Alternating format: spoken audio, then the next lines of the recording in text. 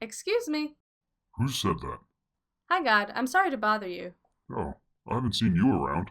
I usually don't want to bother you, but my friend just showed me the Bible you plan on giving the humans, and I've got some questions about it. Great, more questions. What is it now? Well, judging by what you say in the Bible, I get the impression that you don't care much about women. What? That's nonsense. I love women. I love the whole world. I'm sure that's true, but after reading your Bible, it sure seems like you love women a whole lot less than men. I don't know how you get that impression.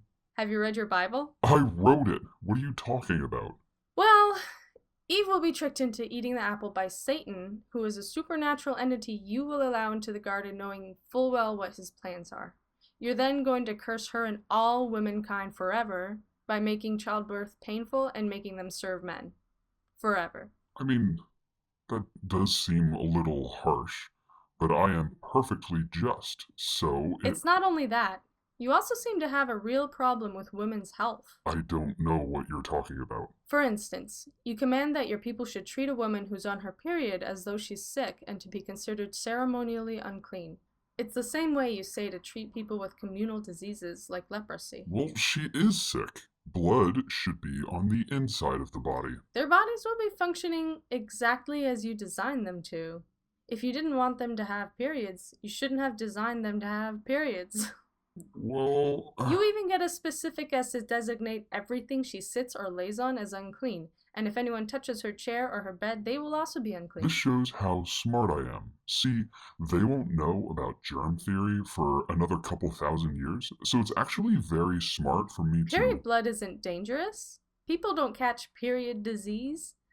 And simply sitting down doesn't mean the blood will somehow spread from her vagina to whoever might touch her chair later that day. Well, I don't. You even go so far as to say that if a man and a woman have sex while she's on her period, they should be banished from their people. Period blood is icky, and I'm squeamish about it, so I And just. what about childbirth? You plan to tell Adam and Eve that their job is to have babies, but then you plan on treating women who follow your orders as though they've sinned. What? That doesn't seem like something I'd do. You will. Your rules around purification show how little you think of women. If a woman has a baby boy, she's to be considered unclean for 7 days. If she has a baby girl, she's to be considered unclean for 14 days. Well, Eve ate the apple, and Eve was a woman, so it makes sense How that. does that make any sense? What does Eve's apple eating have to do with the cleanliness of a new mother due to the sex of her new child? And do you really consider childbirth a sin? That doesn't seem like something I do. Then why will you require mothers to offer sin offerings after childbirth in order to atone for their sin? Okay, alright. I see your points, but, I mean, this still doesn't seem that different from how I treat men. So there's extra rules for women. That's just because men don't give birth. These rules just happen to apply to women. What about all the other rules and punishments? What? If a woman is found not to be a virgin, she's to be stoned to death. If she's the daughter of a priest, she's to be burnt alive. And you make this bizarre commands that witches are to be killed, but don't bother to define what a witch is or how to determine if a woman is one? Your ambiguity on that command alone is absolutely going to result in the meaningless deaths of thousands, maybe millions, of women over time. I'm pretty sure humans will do okay at interpreting that one. This still doesn't seem unfair to me. Not unfair? If you're not ordering women to be killed, you're restricting their role in society to that of a meek servant. And how do I do that? Where do I start? You say that wives must submit to their husband. That while man is made in God's image, women are made in man's image, so that not only are they beneath men, they are specifically made for men. That it's shameful for a woman to speak in church. That she should stay quiet and ask her husband questions at home. That women are not allowed to teach or have authority over men. That they can somehow be saved by having kids.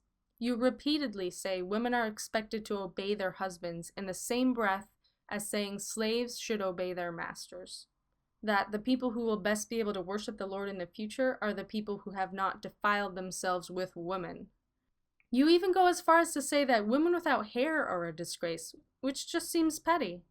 I can't help but come away with all of this thinking that you don't care about women.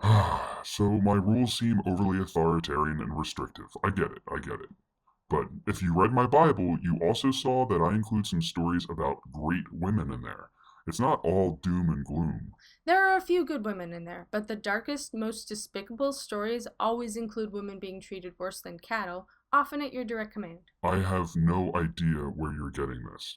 When have I said to do anything evil against women? The laws I mentioned before aside, when you tell Moses to order the Israelite army to attack the Midianites, you tell them to kill everyone, which is bad enough, but then you'll give a few exceptions. You'll specify that they should kill all the children that are boys and all the girls who aren't virgins. And then you'll tell them that they get to keep all the female children who are left for themselves.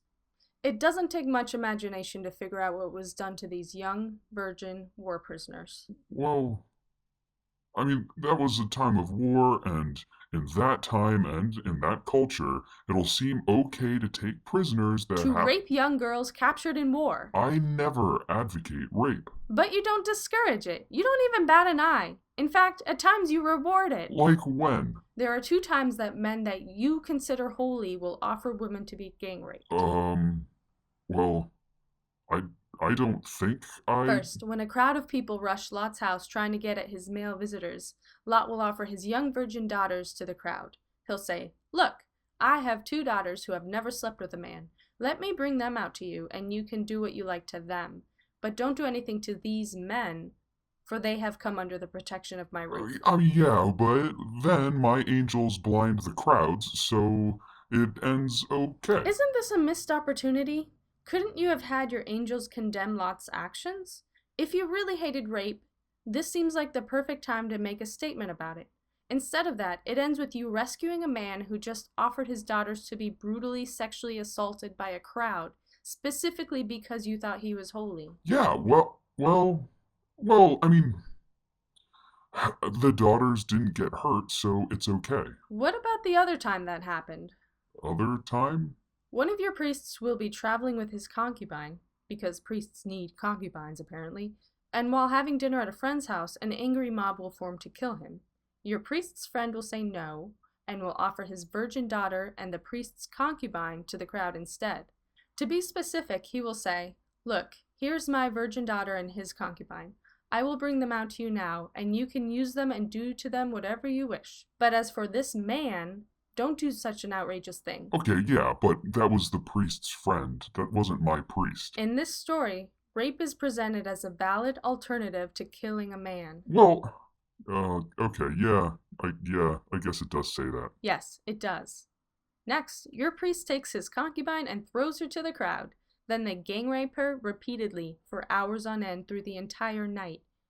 In the morning, she'll crawl back to the house and die on the front step. Oh, well,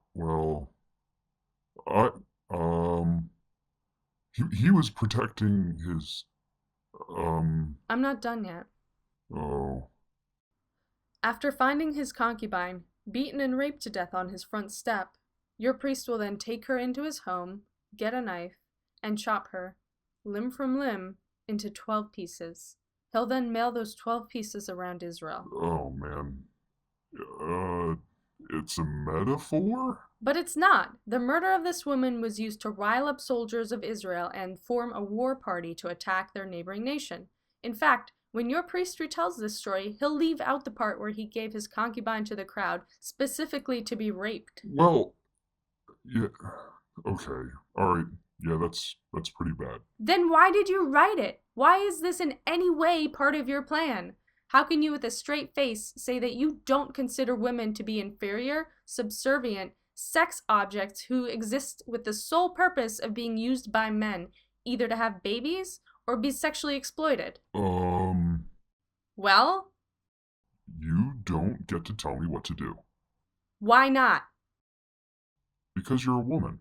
Gather the blood and sprinkle it around the altar in the building, dice it up, cut off its head, remove the fat, separate the guts and the legs from the rest of it, place the head and the fat and chunks on the altar and set it on fire. Then wash the guts and the legs with water and put them into the fire.